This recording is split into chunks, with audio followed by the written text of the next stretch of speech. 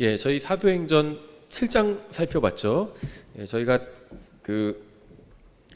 한 장에서 저희가 특별히 살펴볼 게 있으면 살펴보고 그 다음에는 또 전체 구절을 한번 빠르게 살펴보는 방식으로 지금 저희가 강해를 진행하고 있습니다. 예, 오늘은 저희가 사도행전에서요, 특히 이제 8장에서 이 빌립이 복음을 전하는 이렇게 모습을 좀 살펴보려고 합니다. 그래서 빌립이 복음을 전하는 이 모습을 보면 어떻게 복음을 전해야 할지 좋은 아이디어를 얻을 수가 있습니다. 먼저 사도행전 8장 26절부터 35절까지 제가 한번 쭉 읽어보겠습니다. 주의 천사가 빌립에게 말하여 이르되 일어나서 남쪽을 향해 가되 예루살렘에서 가자로 내려가는 길까지 가라 하였는데 그곳은 사막이니라.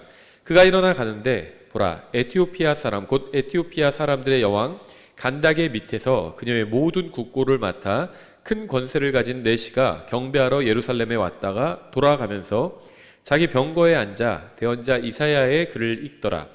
그때 성령께서 빌립에게 이르시되 가까이 가서 이 병거에 합류하라 하시므로 빌립이 거기 있는 그에게 달려가 그가 대언자 이사야의 글을 읽는 것을 듣고 이르되 그대가 읽는 것을 이해하느냐 하매 그가 이르되 누가 나를 지도해 주지 않으면 어찌 내가 이해할 수 있느냐 하고 빌립이 올라와 자기와 같이 앉을 것을 청하니라.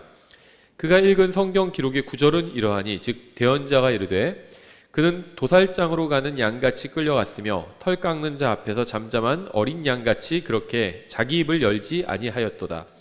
그는 굴욕을 당하고 공정한 재판을 받지 못하였으니 누가 그의 쇠들을 밝히 드러내리오. 이는 그의 생명이 땅에서 제거되었기 때문이라 하였느니라.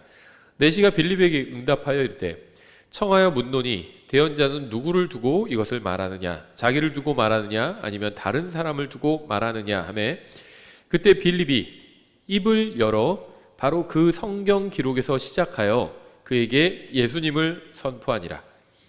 예, 이게 이제 복음 전도라고 보시면 됩니다. 입을 열어서 예수님을 선포하는 것, 예수님을 알려주는 것, 이것이 복음 전도입니다. 이 사도행전 2장에서 믿는 사람들이 성령님을 받은 후에 복음을 전하기 시작하죠.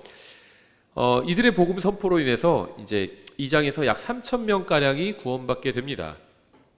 성경은 이들이 믿고 구원받자마자 바로 교회에 더해지게 되었다고 말씀하죠. 만일 이때 구원받은 3,000명의 사람들이 이제 가정해 보는 겁니다.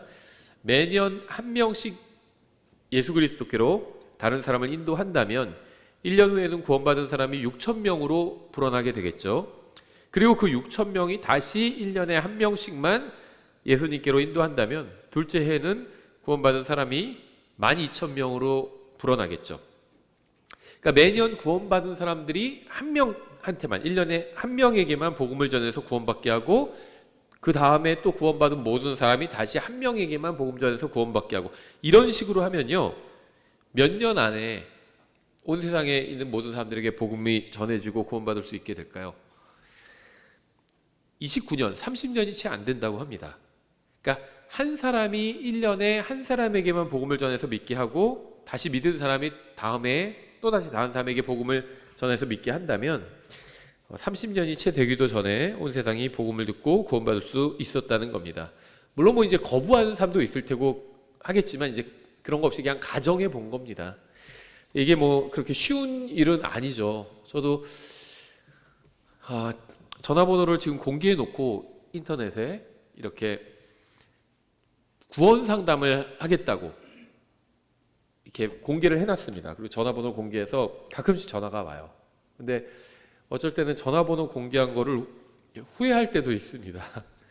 와서 뭐라고 막 욕하는 사람도 있어요. 그러니까 이제 처음부터 뭐 저한테 욕하려고 전화하는 건 아닌데 하다 보니까 자기가 원하는 답을 해주지 않으니까 중간에 화를 내고 그런 사람도 있더라고요. 예를 들면 최근에도 어떤 상담했던 사람인데 제가 나중에 그 사람 번호 다 차단해 버렸습니다.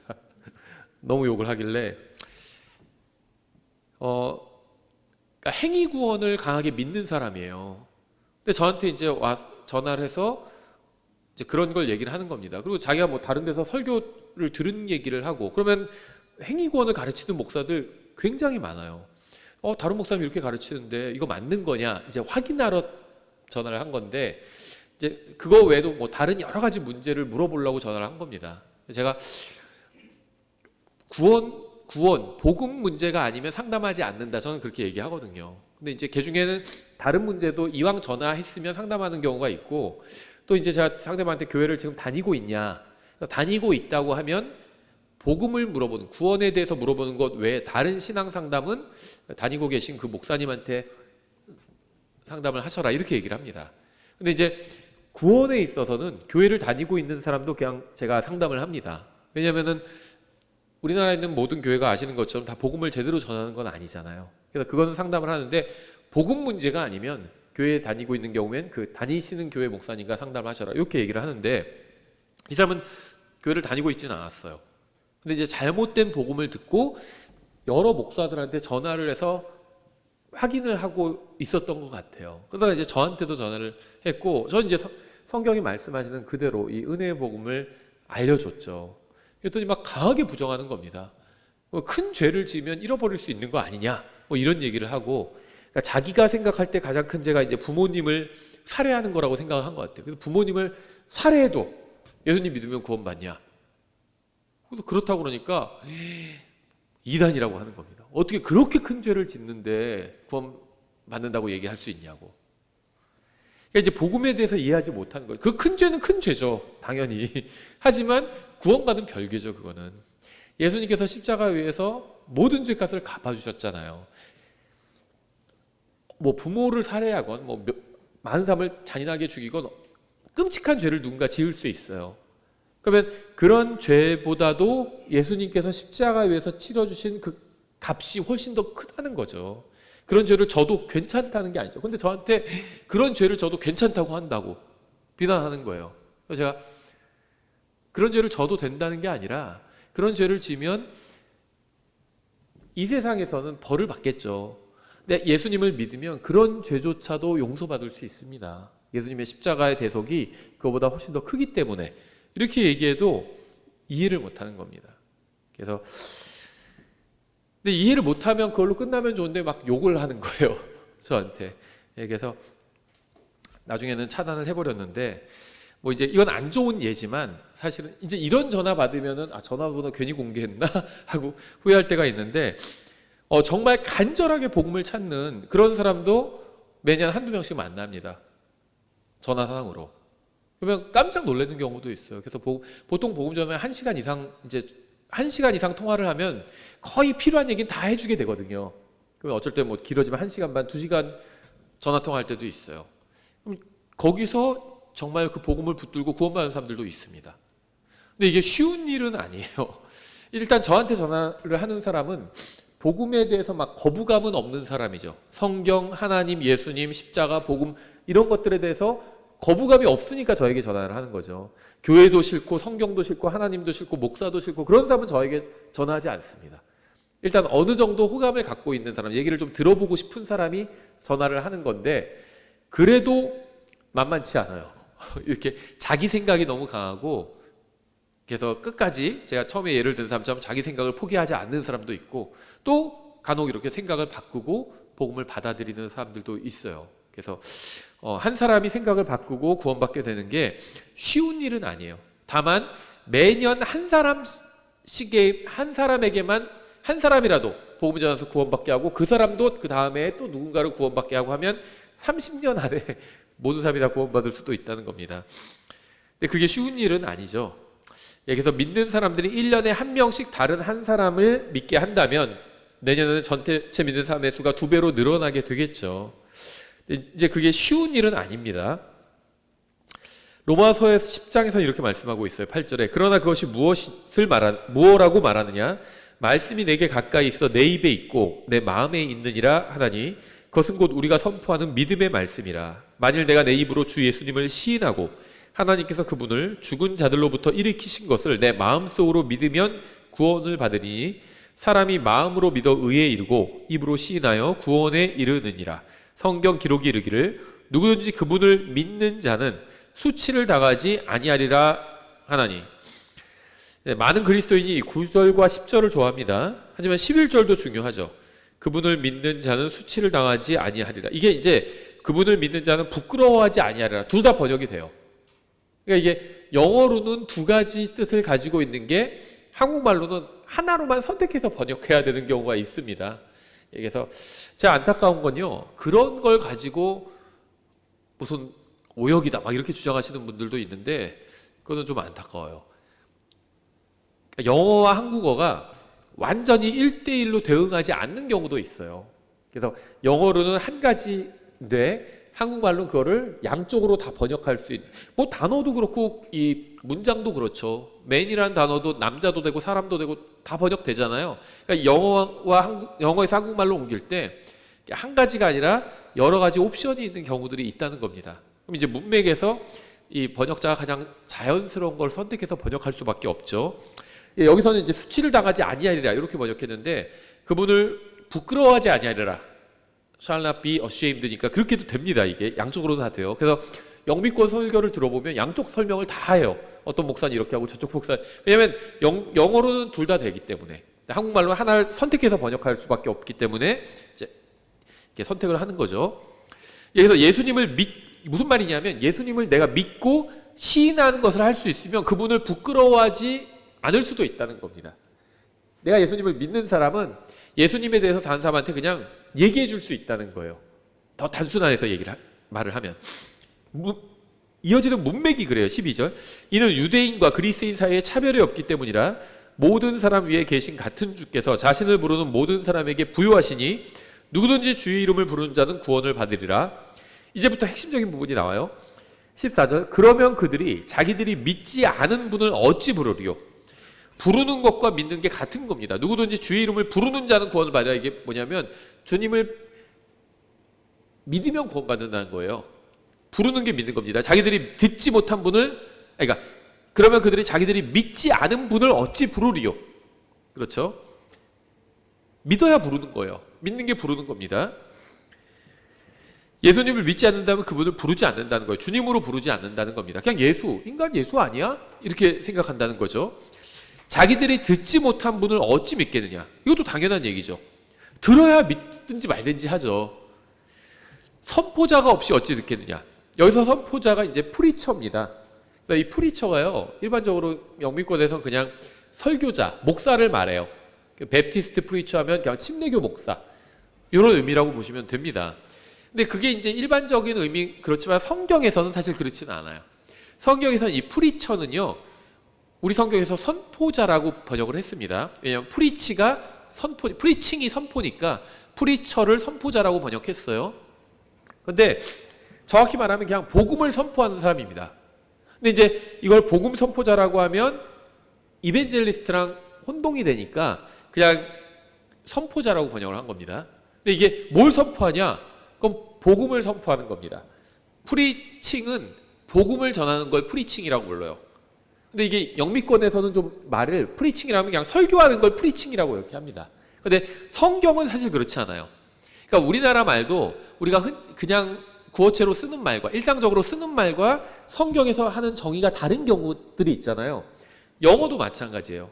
이 프리칭이 그냥 영미권에서 얘기할 때는 그냥 설교라는 말로 통용되는데 성경에서는 복음을 선포하는 게 프리칭입니다.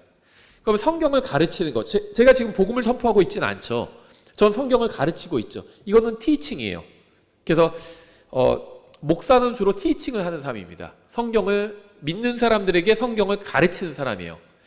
프리칭, 복음을 선포하는 건 주로 이벤젤리스트가 하는 일입니다. 근데 목사라고 해서 복음 선포 안 하냐? 복음 선포도 합니다. 그래서 저도 복음 선포를 하죠. 근데 제가 하는 그거보다 더 주된 일은 티칭, 성경을 가르치는 일을 하는 겁니다. 그래서 여기서 이제 선포자가 없이 어찌 듣겠느냐 할 때 선포자는 프리처입니다. 복음을 전하는 사람이 없는데 어찌 듣겠느냐, 이 얘기를 하고 있는 거죠. 그럼 여기서 말하는 프리처는 누구나 다 될 수 있어요. 누구나 다 될 수 있습니다. 이벤젤리스트도 프리칭을 하죠. 주로 복음을 전하는 일을 주로 하는 사람들이죠. 복음을 전하는데 은사가 있는 사람들이죠. 목사도 복음을 전하죠. 다른 성도들도 복음을 전합니다. 복음을 전하면 그 사람은 프리처인 겁니다. 사실은. 근데 이게 영미권에서 일반적으로 쓰는 의미와는 좀 다르죠. 영미권에서 프리처라고 하면 그 사람은 목사를 말해요. 근데 우리나라 사람은 그런 식으로 말하는 것 같아요. 그 영미권 사람들도 그렇게 알아듣는지는 제가 모르겠어요. 근데 이제 자기가 목사면은 패스터라고 하더라고요. 미니스터나 패스터 이렇게 얘기하고, 자, 우리나라는 전도사라는 게 있잖아요. 근데 영미권에서는 전도사가 없어요. 우리나라만 있는 겁니다. 전도사, 강도사 이거 다 없습니다. 성경에. 그리고 영미권에도 없어요. 근데 전도사들이 자기를 프리처라고 소개하더라고요. 근데 이 프리처는 그런 의미는 아니에요. 이건 그냥 영미권에서 일반적으로 목사를 의미합니다. 근데 성경은 그걸 목사를 의미하지 않아요. 프리처가 성경에선. 프리처는 복음을 전하는 사람을 의미합니다. 그래서 여기서는 지금 누가 프리처죠? 사도행전 8장에서 빌립이 프리처예요.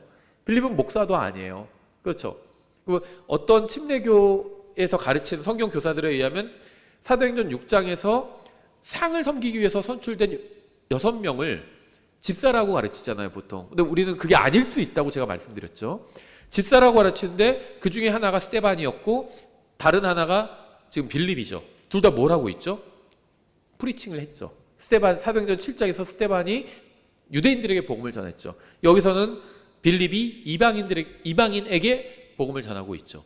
그래서 이 사람 사실 사도행전 6장에서 그래서 이 6명의 선출된 사람들이 집사가 아니라 상을 섬기는 일을 돕기 위해서 초대교회에서 뽑긴 했지만 집사가 아니라 이 사도들을 돕는 사람들이었다고 보시면 됩니다. 사도들이 기도와 말씀 사역에 전념하도록 돕는 사람들이었어요. 그러니까는 사도들을 도우니까 이 상을 섬기는 일도 하고 또 이렇게 누군가에게 가서 복음을 전하거나 할 때 모자르잖아요, 손길이. 갔던 겁니다. 빌립이나 스데반이 그런 일을 또 감당했던 거예요. 그러니까 지금의 집사와는 좀 다를 수 있겠죠. 뭐 절대 그 사람들은 집사일 리가 없다 이런 말을 하는 건 아닙니다. 집사들이 이 빌립이나 스데반을 보고 배울 수도 있겠죠. 상을 섬기는 일을 했으니까. 하지만 그래서 제가 항상 이 신약교회 교리는 사도행전에서 배우려고 하면 안 된다는 거예요. 어떤 일하는 방식을 힌트를 얻고 본을 배울 수는 있어요. 근데 교리를 세우려고 하면 안 됩니다. 집사에 대한 건 목회서신에서 세워야죠. 목회서신에 집사의 자격이 있잖아요. 감독의 자격. 거기서 보고 배우면 되는 거지. 사도행전 6장에서 집사의 자격을 뽑으려고 해서는 안 돼요. 집사의 자격을 말하고 있지 않기 때문에. 어쨌든지 간에 여기서 선포자가 없이 어찌 듣겠느냐. 복음을 전하는 사람이 없는데 복음을 어떻게 듣겠느냐. 이 얘기를 하고 있는 거죠. 복음 전도자나 뭐 전임 사역자가 없이 아니면 목사가 없이 어찌 듣겠느냐. 이렇게 말씀하지 않았습니다. 성경은.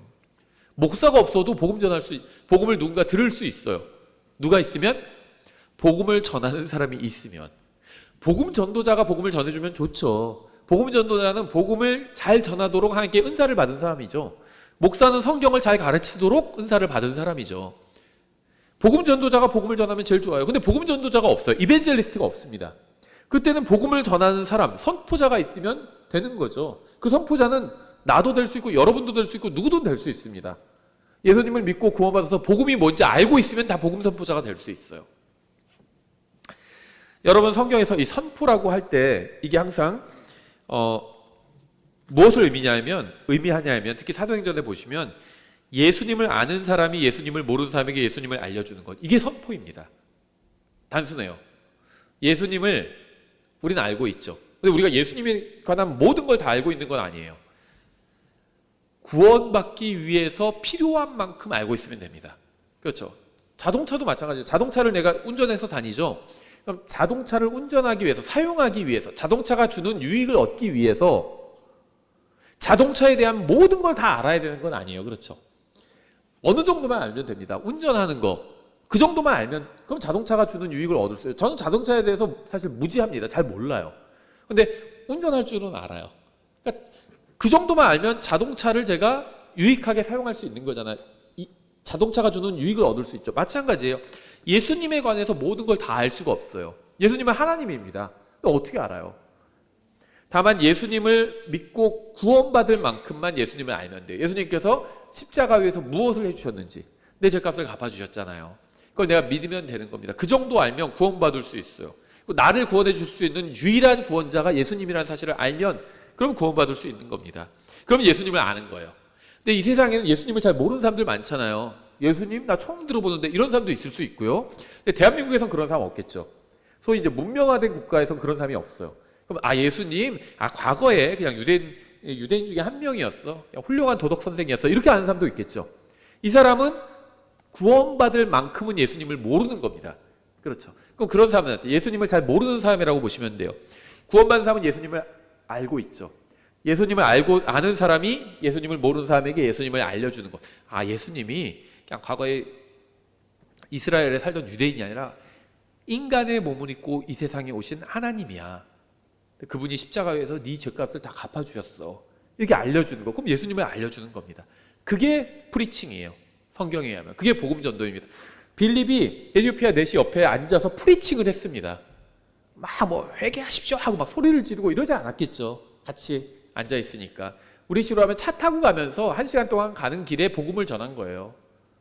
예수님에 대해서 알려준 거죠. 그게 프리칭입니다. 하나님께서 황소와 염소의 피로 사람을 구원하실 수 있겠죠. 하나님께서 하시려고 하면 하실 수 있겠죠, 다. 하지만 하나님께서는 그렇게 하지 않으셨습니다. 하나님께서 로마 가톨릭 성사를 통해서 사람을 구원하실 수도 있겠죠. 막 물 찍어가지고 막 사람 머리에 뿌리고 그러면 구원해 준다. 이럴 수도 있겠죠, 하나님이. 하나님께 불가능한 게 없어요. 근데 하나님께서 그렇게 구원하지 않으셨습니다. 하나님께서 우상 숭배를 통해서 사람을 구원하실 수도 있겠죠. 다 와서 부처 앞에 한 번씩 절해라. 그러면 구원해 주겠다. 뭐 이럴 수도 있겠죠. 하나님께 불가능한 게 없잖아요. 하지만 하나님은 그렇게 하지 않으셨습니다. 하나님께서는 자신의 아들의 피를 통해서 사람을 구원하고자 하셨고 그렇게 하셨습니다.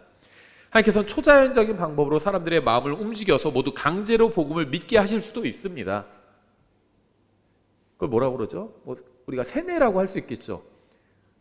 사람을 세뇌하든지 해가지고 어떤 걸 하게 하는 경우들 있잖아요. 주로 뭐 독재 국가나 뭐 공산 국가나 그런 데서 그러죠. 어렸을 때부터 무슨 뭐 어떤 독재자의 일생 이런 거 배우고 있고 그런 거 암송해야 되고 위에 북조선 인민공화국 거기도 그러잖아요.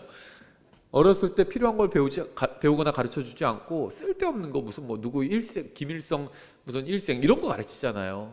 쓸데없는 그거 외우고 있어요. 그러니까 하나님께서 그 사람을 막 초자연적 방법으로 강제로 복음을 믿게 하신 게 그런 식인 거죠. 존경할 사람 존경해야 되고 강제로 막 존경하게 만들잖아요. 무조건. 잘못된 방법이죠. 하나님께서는 그런 방법을 선택하지 않으신다는 겁니다. 하나님께서 선택하신 방법은 주님을 알고 구원받은 사람들이 주님을 모르는 사람들에게 어떻게 주님을 알 수 있는지 알려주는 것입니다. 예수님을 아는 사람이 예수님을 모르는 사람에게 예수님을 알려주는 것. 이게 복음 전도라는 겁니다. 이 방법을 하나님께서 사용하신다는 거예요. 주님은 다른 방법을 통해서도 얼마든지 사람을 구원하실 수 있었지만 그렇게 하지 않으셨습니다. 하나님께서는 복음 선포에 어리석은 것으로 믿는 자들을 구원하기를 기뻐하셨다. 성경 그렇게 말씀하고 있죠. 이것이 바로 하나님께서 선택하신 구원의 방법이에요. 사도행전을 보면 복음을 전하는 사람들이 나오는데요. 이제 8장에서 나오는 빌립도 에티오피아 내시에게 복음을 전했죠. 에티오피아는 아프리카 대륙에 있죠. 이 내시는요 굉장히 신실한 종교인이었어요. 8장 27절 이렇게 되어 있죠. 그가 일어나 가는데 보라 에티오피아 사람 곧 에티오피아 사람들의 여왕 간다게 밑에서 그녀의 모든 국고를 맡아 큰 권세를 가진 내시가 경배하러 예루살렘에 왔다가. 내시가요 우리나라의 경우에도 글쎄요 뭐 과거에 권력을 좀 가진 적이 있는지 모르겠지만 우리나라에서 내시라고 하면 별로 그렇게 권력자라고 느껴지지 않죠. 근데 뭐 중국 무협 영화 같은 거 무협 같은 거 좋아하시는 분들은 그런 거 무협에서 나오거든요. 내시들이 막 권력을 가지고 있고 좌지우지하고 막 그런 경우들이 나와요. 실제 중국 역사에서도 이제 그랬던 적도 있고 뭐 그래서 십상시라고 하죠. 진시황인가요? 그 밑에 있었던 권력을 막 쥐고 흔드는 내시들이 있었죠. 근데 실제로 이 내시들이 권력을 휘두르는 경우가 많습니다. 이 에티오피아 같은 경우에도 이 여왕 밑에서 국고를 맡는 권세를 가진 내시라고 하잖아요. 그러니까 우리나라로 치면 재무부 장관쯤 되는 거죠. 이 사람은 시간을 내서 하나님께 경배하러 예루살렘으로 갔습니다. 에티오피아, 지금 여기서 말하는 에티오피아는 지금 에티오피아와 같습니다. 위치가. 거기서 예루살렘까지 가는데요. 이거 대륙을 가로질러 가야 돼요. 엄청나게 먼 거리입니다. 근데 그 먼 거리를 경배하러 간 거예요. 휴가 내고 갔겠죠. 우리도 성경에 보면 막 누구죠? 느헤미야가 막 휴가 내고 그러잖아요. 잠깐 제가 다녀와도 되겠습니까? 왕한테 허락받고 왕이 그래 얼마나 걸리겠느냐고 허락해 주잖아요. 경비도 지원해 주기도 하고. 그렇죠. 여기도 휴가 내고 온 거예요. 여러분 휴가를 내서 성경 공부하러 가는 사람 본 적 있으세요? 휴가 내가지고. 있겠죠? 그런 분들. 휴가 내고 막 집회 참석하고 이런 분들이 있어요. 신실한 사람들이죠. 이 아프리카 사람은요, 하나님께 경배하기 위해서 고국을 떠나 먼 지역까지 찾아갔습니다. 대륙을 가로질러서. 이 사람은 병거를 타고 먼 길을 갔어요. 무슨 에어컨이 나오는 편안한 좌석에 앉아서 여행할 수 있는 비행기나 자동차를 타고 가지 않았습니다. 병거, 마차인 거죠. 병거를 타고 아프리카의 사막을 건너서 예루살렘으로 하나님께 경배하러 간 겁니다. 이 사람은 굉장히 신실한 사람이었어요. 28절, 돌아가면서 자기 병거에 앉아 대언자 이사야의 글을 읽더라. 이 사람은 여행을 하면서 뭐 쓸데없는 음악을 듣거나 뭐 잡지를 읽거나 뭐 그런 게 아닙니다. 유튜브 무슨 뭐 쇼츠를 보거나 뭐 그러고 있는 게 아니에요. 유튜브 영상은 길이가 짧아지는데 옛날에 1시간짜리였다가 1시간짜리 요즘 많이 없어지고 10분짜리, 그러다 10분짜리도 요즘 안 보고 뭐 1분 30초짜리 막 이런 거 보죠. 쇼츠 같은 거, 틱톡 이런 거 보면서 온 게 아니라는 겁니다. 성경을 읽으면서 여행을 하고 있어요. 굉장히 신실한 사람입니다. 이 사람은 훌륭한 사람이었어요. 바른 장소에서 하나님께 경배했고 예루살렘에서 또 성경을 읽고 있었습니다. 변기된 성경을 읽고 있었던 것도 아니에요. 보존된 바른 성경을 읽고 있었습니다. 32절, 그가 읽은 성경 기록의 구절은 이러하니 즉 대언자가 이르되 그는 도살장으로 가는 양같이 끌려갔으며 털 깎는 자 앞에서 잠잠한 어린 양같이 그렇게 자기 입을 열지 아니하였도다. 예, 이건 이사야서 53장이죠. 이 사람은요, 구약 성경을 읽고 있었는데 이 구약 성경에서 하나님의 어린 양이신 예수 그리스도께서 우리를 위해서 고난을 받으시고 십자가에 못 박히신 것을 가장 정확하게 보여주고 있는 구절을 또 읽고 있었습니다. 하필 그러니까 복음을 읽고 있었어요. 복음을. 이 아프리카 사람은 바른 도시에서 하나님께 바르게 경배했고 바른 책을 가지고 가장 적절한 부분을 또 읽고 있었습니다. 33절, 그는 굴욕을 당하고 공정한 재판을 받지 못하였으니 누가 그의 세대를 밝히 드러내리오. 이는 그의 생명이 땅에서 제거되었기 때문이라 하였느니라. 이거 우리는 다 알죠. 구원받은 사람은 다 알아요. 이게 누구 얘기하는 거지? 예수님 얘기하는 거죠.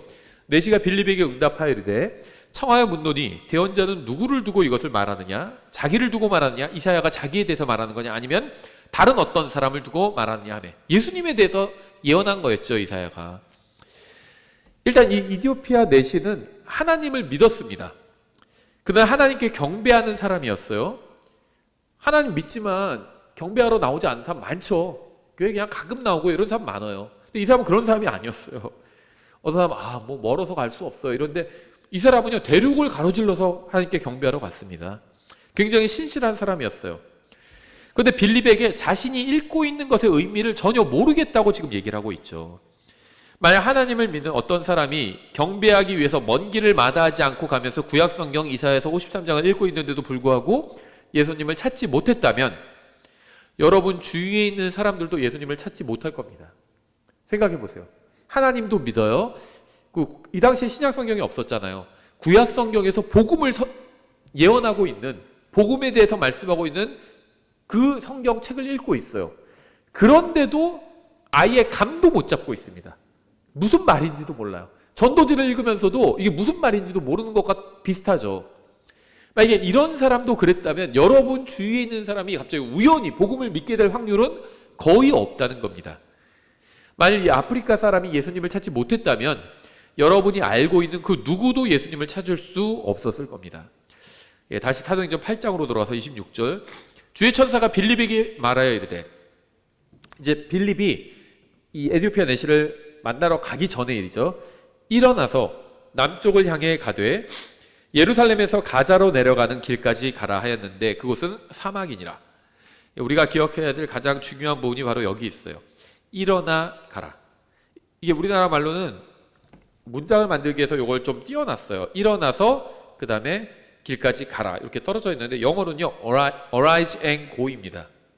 일어나서 가라 이렇게 말씀하신 거예요. 근데 다음 절에 무엇이라고 기록되어 있냐면 27절에 arose and went, 일어나 갔다 이렇게 나와 있어요. 하나님께서, 성령님께서 빌립에게 일어나 가라고 말씀하셨고 빌립은 일어나서 갔습니다. 빌립은 하나님의 말씀에 순종해서 갔고 하나님께 경배하고 성경을 읽으며 병거를 타고 가는 에디오피아 사람을 만나게 된 겁니다. 29절, 그때 성령께서 빌립에게 이르시되 가까이 가서 이 병거에 합류하라 하심으로 빌립이 거기 있는 그에게 달려가 그가 대언자 이사야의 글을 읽는 것을 듣고 이르되 그대가 읽는 것을 이해하느냐 하매 그가 이르되 누가 나를 지도해 주지 않으면 어찌 내가 이해할 수 있느냐 하고 빌립이 올라와 자기와 같이 읽는 것을 앉을 것을 청하니라. 내시는 예수님께서 우리의 죄값을 치르기 위해서 십자가에 달려 죽으시는 부분을 읽고 있었습니다. 그는 예수님께서 우리를 죄에서 씻기시려고 피를 흘리고 있는 부분을 읽고 있었어요. 이사야서 53장 5절이죠. 그러나 그는 우리 범법들로 인해 부상을 당하고 우리 불법들로 인해 상하였도다. 그가 징벌을 받음으로 우리가 화평을 누리고 그가 채찍에 맞음으로 우리가 고침을 받았도다. 이 부분을 읽고 있었죠. 근데 빌립이 그에게 그대가 읽는 것을 이해하느냐, 전도지 읽고 있는 거예요, 누가. 그래서 그대가 읽는 것을 이해하느냐라고 물어보니까 누가 나를 지도해 주지 않으면 내가 어찌 내가 이해할 수 있느냐라고 대답한 거죠. 여러분 주위에 있는 사람도 이 내시와 별로 다르지 않을 겁니다. 여러분의 이웃도 이와 비슷할 겁니다. 우리 주위에 있는 많은 사람들이 교회에 다니긴 하지만 예수님을 찾지 못했고 만나지 못했어요. 교회 다니고 있대요. 그럼 구원 받으셨겠네요. 그러니까 뭐 구원 받으면 좋지 뭐. 혹시 좀 언젠가 사람들이 죽게 되잖아요. 죽고 나서 하늘나라에 갈 수 있는 확신이 있어요. 그러니까 제가 뭐 어떻게 가겠어요. 가면 좋죠 뭐. 이런 사람들 많아요. 교회에 다니고요. 성경도 갖고 있고 성경도 읽고 있는데 이해를 못하는 겁니다. 복음을. 내가 갈지 안 갈지 모르면 예수님께서 십자가에서 죽으셨다는 게 무슨 의미겠어요. 구원 받으면 좋죠. 뭐 죽어서 하늘나라 가면 좋죠. 이렇게 말하는 사람들한테 좀 묻고 싶어요. 그럼 예수님께서 십자가에서 왜 죽으셨을까요? 뭘 하신 걸까요? 복음을 이해하지 못하는 거예요. 예수님께서 십자가에서 죽으신 건 내 모든 죄값을 갚기 위해서라니까요. 그리고 갚아주셨어요. 죽으시면서 갚아주셨습니다. 우리의 모든 죄값을 자신의 생명으로 갚아주신 거예요. 그래서 우리가 하늘나라 갈 수 있는 겁니다. 예수님께서 하신 그 법률 행위를 내가 인정하기만 하면 효과가 나에게 적용돼서 내가 하늘나라 갈 수 있는 거예요. 그러니까 뭐 죽어서 하늘나라 하면 좋죠 뭐. 제가 뭐 구원받은 저는 그런 거 몰라요. 이렇게 얘기하는 사람은요 복음을 이해하지 못한 거예요.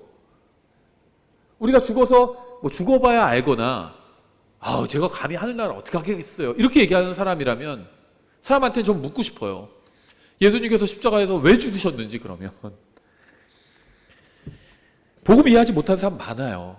이 에티오피아 내시도 그런 사람이었어요. 아주 훌륭한 사람이었어요. 교회 열심히 나오고 헌금도 많이 하고 뭐 성경 공부도 열심히 하고 훌륭한 사람인데 복음은 이해하지 못하고 있었습니다. 예수님께서 십자가에서 내 죄값을 다 갚아주셨다는 그 사실은 이해하지 못하고 있는 거예요. 알지 못하고 있었습니다. 35절. 이에 빌립이 자기도 바쁜 관계로 그냥 길을 가버리더라. 이렇게 되어 있지 않죠. 이에 빌립이 다음 주에 자기가 다니는 교회에 꼭 나오라고 하더라. 이것도 아니죠. 성경 그렇게 말씀하고 있잖아요. 그때 빌립이 입을 열어. 이것이 바로 성경이 말씀하시는 복음 전도입니다. 입을 열어서 말로 해줘야 돼요. 내가 아주 선한 삶을 살아야 되는 이유는 그래야 사람들에게 복음을 전할 기회가 생기기 때문입니다. 나쁜 짓 다 하고 다니면서 누구한테 복음 전하려고 하면 그 사람이 안 듣죠. 그렇죠. 줄 길게 늘어서 있는데 예를 들면 싹새치기해서 들어가 놓고는 예를 들면 뭐 줄을 한 30분은 기다려야 돼요. 새치기를 해서 들어갔어요. 근데 시간이 있으니까 뒤에 사람한테 제가 혹시 복음을 전할 테니까 들어보시겠어요? 그럼 누가 듣겠어요? 새치기 해놓고. 그게 우리가 좋은 간증을 가져야 되는 이유라는 겁니다. 좋은 간증 자체가 다른 사람을 구원하지 못해요. 근데 그 사람에게 복음을 전할 수 있는 기회를 제공해 주는 거죠. 그래서 아무도 보는 사람 없어도 새치기 안 하는 겁니다. 누군가 그걸 보게 된다면 내가 전하는 복음을 들으려고 하지 않는다니까요. 이건 제가 뭐 아주 쉬운 예를 들었지만 우리 직장이나 삶에서도 마찬가지죠. 선한 삶을 살아야 되는 이유가, 가장 큰 이유는 복음을 전하기 위해서예요. 나 사기치고 다니고 그걸 사람들이 다 옆에서 보면 내가 복음 전하려고 할 때 그걸 누가 듣겠어요?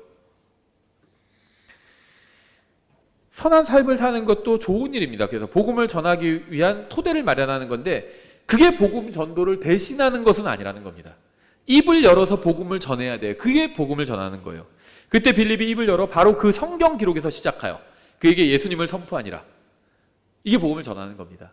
성경 어디를 펴도요, 모든 성경이 다 예수님에 대해서 증언하고 있어요. 그래서 성경 어디서도 예수님에 대해서 설명할 수 있습니다. 창세기 1장 창조에서도 예수님에 대해서 설명할 수 있어요. 하나님께서 처음에 모든 걸 만드셨다.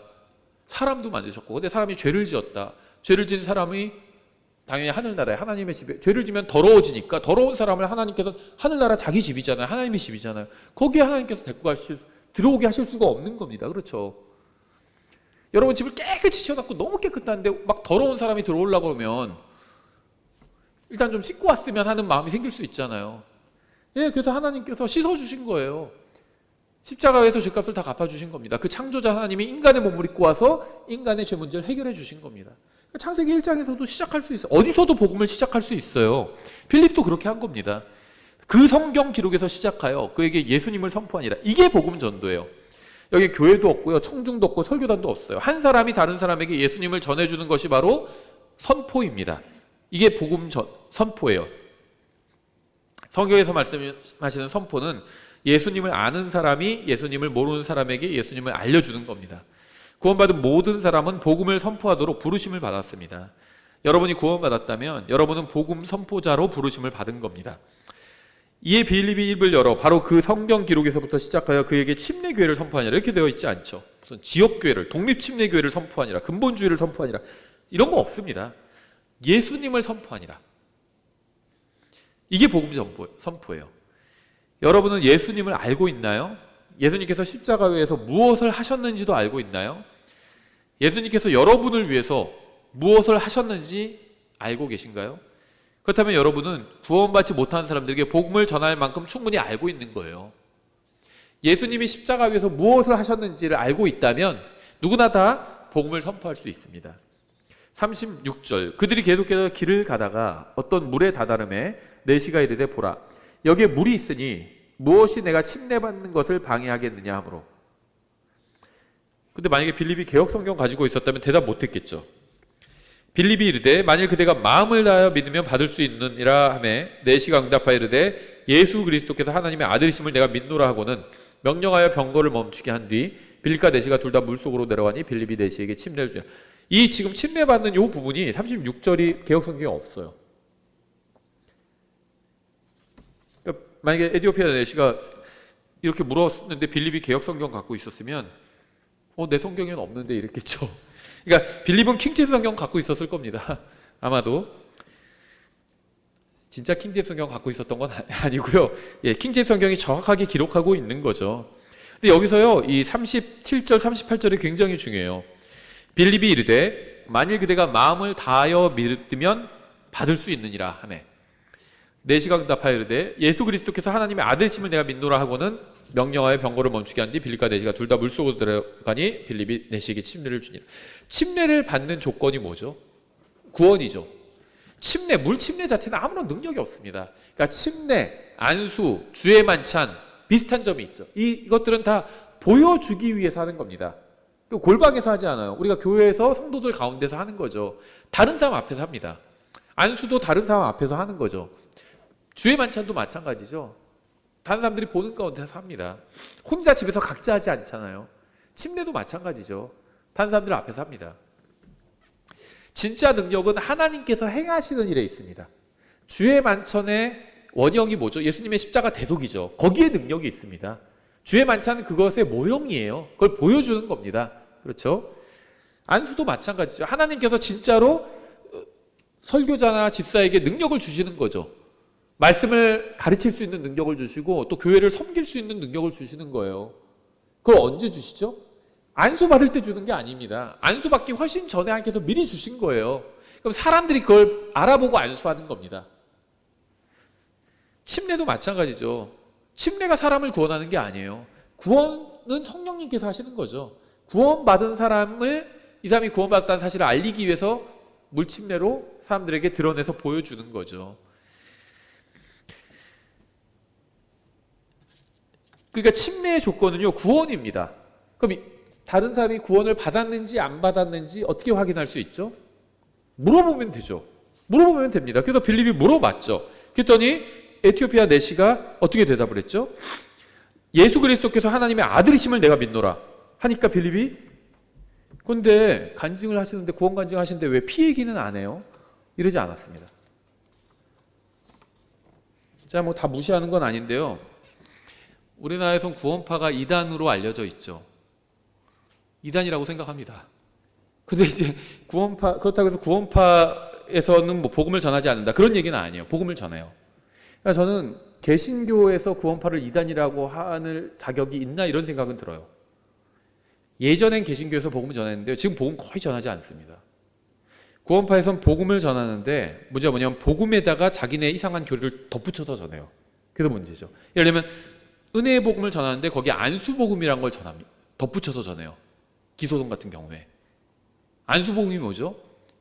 침례인 요한이 예수님께 물침례를 주었는데 그게 세상 죄를 예수님께 안수해서 전가했다는 겁니다. 그런 거 성경에 있나요? 침례인 요한이 뭔데 무슨 세상 죄를 예수님께 전가를 해요? 그건 지어낸 거죠. 그런 게 어디 있어요, 성경에. 침례인 요한이 왜 예수님께 침례를 줬죠? 하나님의 어린 양이라는 사실을 드러내기 위해서, 모든 의를 성취하기 위해서 준 겁니다. 세상 죄를 전가하기 위해서 준 게 아니에요. 의를 성취하기 위해서 준 겁니다. 성경이 그렇게 나와요. 예수님께서 요한에게 침례를 받으러 나오셨을 때 침례인이 내가 한마디로 예수님 신발끈을 풀기에도 합당하지 않은데 어떻게 내가 침례를 주니까 하니까 예수님 뭐라고 하셨어요? 이렇게 해서 모든 의를 성취해야 된다 이렇게 말씀하셨잖아요. 침례를 받은 건 모든 의를 성취하기 위해서 받은 거지 죄를 전가하거나 그러기 위해서 받은 게 아니라는 겁니다. 예수님의 침례에 있어서. 근데 무슨 세상 죄를 예수님께 침례인 요한이 전가를 하고, 그건 지어낸 거예요. 그러니까 복음을 전해요, 구원파가. 그러니까 모든 구원파 다 이렇게 가르치지 않지만 하여튼 복음을 전해요. 근데 거기에 복음이 아닌 걸 덧붙여요. 그러니까 잘못된 거죠, 그거는. 근데 개신교에서는 복음도 제대로 전하지 않으니까 저는 비판할 자격이 없다고 얘기를 하는 겁니다. 근데 구원파들이 복음은 대충 전하는데 다른 사람이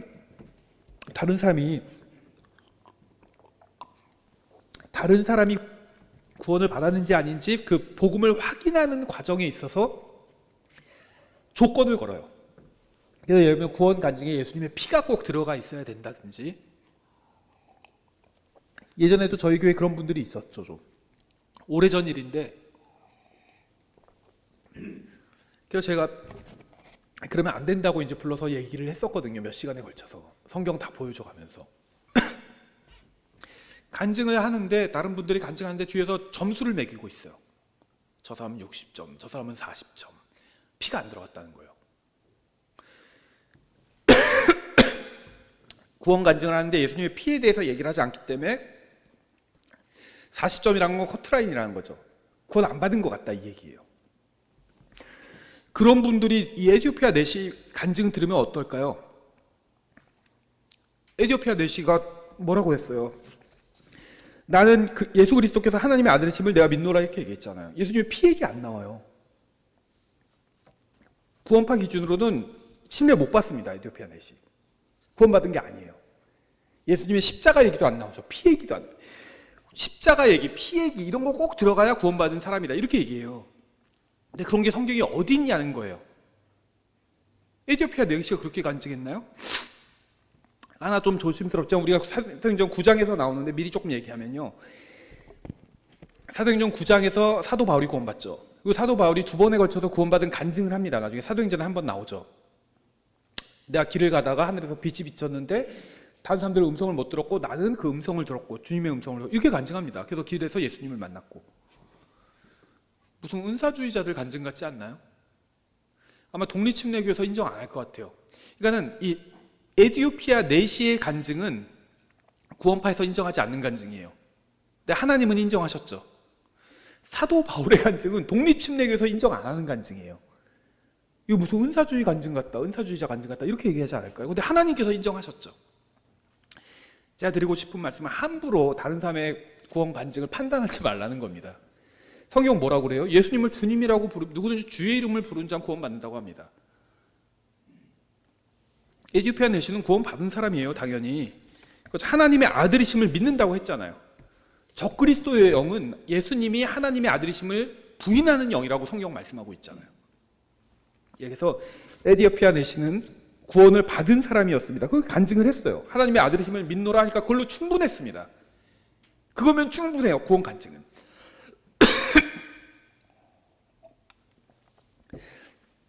에티오피아 내시는 하나님을 믿고 있었지만 예수님은 잘 모르고 있었어요. 그는 하나님께 경배를 드렸지만 예수님은 모르고 있었습니다. 성지순례를 하고 성경을 읽고 있었지만 예수님은 모르고 있었습니다. 그는 성경에서 구원에 관해서 말씀하고 있는 부분을 읽고 있었지만 예수님을 찾지는 못했습니다. 거기서. 그래서 주님께서는 예수님을 아는 사람에게 일어나 가라고 말씀하셨어요. 그리고 그 예수님을 아는 사람은 주님의 말씀에 순종해서 일어나서 갔습니다. 그러자 예수님을 모르던 사람이 예수님을 알게 되었어요. 복음을 전하는 사람이 입을 열어서 예수님에 대해서 알려주자 예수님을 모르는 사람이 예수님을 알게 된 겁니다. 이게 복음 전도예요. 여러분도 이렇게 하시면 됩니다. 뭐 복잡한 게 아니에요. 그냥 그 외에 다른 건요, 모르면 모른다고 하셔도 돼요. 예수님만 알면 구원받습니다. 근데 뭐 성경에서 어려운 거 물어보는 사람들 있잖아요. 막 전하는데, 복음 전하는데 어려운 거 물어보는 사람도 있어요. 뭐 그 신접한 여인이 불려올린 게 진짜 사무엘이었어? 예를 들면 그런 거 모르면 모른다고 해도 돼요. 그거 몰라도 구원받을 수 있습니다. 예수님만 알면 돼요. 그래서 복음 전할 때 너무 두려워할 필요가 없어요. 모르는 거 모른다고 얘기하면 돼요. 근데 내가 예수님이 십자가 위에서 나를 위해서 무엇을 해주셨는지 알잖아요. 내 죄값을 다 갚아주셨잖아요. 근데 내 죄값만 갚아주신 게 아니라 내가 복음을 전해야 되는 그 상대방의 죄값도 갚아주셨잖아요. 그 사실을 알려주면 됩니다. 그럼 복음을 전한 거예요. 복음을 전한 겁니다. 그럼 그 사람이 복음을 받은 거고요. 그 사람은 이제 그것을 믿을지 말지는 그 사람이 이제 결정할 문제예요. 그 사람과 하나님과의 그것은 관계라는 겁니다. 예, 그래서 우리는 이 빌립을 통해서 어떻게 복음을 전해야 되는지 배울 수 있습니다. 하나님께서 누군가에게 복음을 전하라고 하면 가서 입을 열어서 예수님에 대해서 알려주면 되는 겁니다. 단순하죠. 우리 마음속에도 그런 생각이 들 때가 있잖아요. 아, 저 사람한테 복음 전해야 되나? 왜 그런 마음이 들까요? 성령님께서 내 안에서 일하고 계신 겁니다. 저 사람한테 복음을 전하라는 마음을 주시는 거예요. 그럴 땐 그냥 일어나 가는 겁니다. 그래서 입을 열어서 복음을 전하는 거예요. 물론 이제 뭐 같이 일하고 있는데 갑자기 일하는 거 다 팽겨치고 가서 얘기하면 안 되겠죠.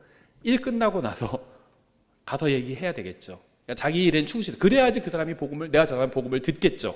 아, 저 사람은 일할 때도 굉장히 열심히 일하는데 진지한 사람이고, 그러면 그게 내 간증이 서는 겁니다. 그럼 내가 복음을 얘기하려고 할 때 상대방이 귀를 기울이게 돼요. 일은 막 안 하고 그냥 사장 눈치만 보면서 제대로 안 하면서 복음 전하려고 하면 그건 사람들 듣지 않는다는 겁니다. 예, 그래서 일어나 가라고 할 때 빌립은 일어나 갔고 입을 열어서 예수님을 선포했습니다. 예수님을 알려줬어요. 예수님이 뭐 하셨는지, 뭐 하시는 분인지. 그게 복음 전도입니다. 예, 복잡한 이야기는 아니라는 겁니다. 예, 그래서 저희가 오늘 사도행전 8장에서 나온 빌립의 예를 통해서 복음을 어떻게 전하는 것인지 살펴봤습니다. 나중에 10장에서도 비슷한 이야기가 나와요. 베드로가 똑같이 합니다. 성령님께서 베드로에게도 뭐라고 하시냐면 똑같이 나와요. 일어나 가라고 말씀하십니다. 아주 독실한 백인이 있다고. 사도행전 8장에서는 독실한 흑인이 있었죠. 사도행전 10장에서는 독실한 백인이 나와요. 베드로한테 일어나 가라고 말씀하시고 베드로가 일어나 가서 입을 열어서 복음을 전했다. 또 그렇게 나옵니다. 예수님을 선포했다고 똑같이 나와요. 입을 열어서 설명합니다. 베드로가. 똑같습니다. 그거는 이제 저희가 10장에서 살펴보도록 하겠습니다. 기도하고 찬양하고 마치겠습니다. 하나님 아버지, 저희들에게 성경을 주시고 또 주님의 위대한 사명을 주셔서 감사드립니다. 저희가 예수님을 믿고 구원받은 것처럼 저희 주위에 있는 사람들도 예수님을 믿고 구원받아야 함을 잘 알고 있습니다. 하지만 저희가 때로는 나태해서, 때로는 정말 주님의 복음을 부끄러워해서, 또 때로는 귀찮다는 이유로, 때로는 무슨 말을 해야 할지 모른다는 이유로 복음을 전하지 않은 적이 너무나도 많이 있습니다. 주님, 저희의 나태한 죄를 용서해 주시기 원하고 또 주님께로부터 오는 담대함을 얻어서 정말 저희가 담대하게 입을 열어서 예수님께서 저희를 위해서 십자가 위에서 무엇을 해주셨는지를 담대하게 구원받지 못한 사람들에게 전할 수 있도록 주님 도와주시기 원합니다. 감사드리며 예수님의 이름으로 기도드렸습니다. 아멘.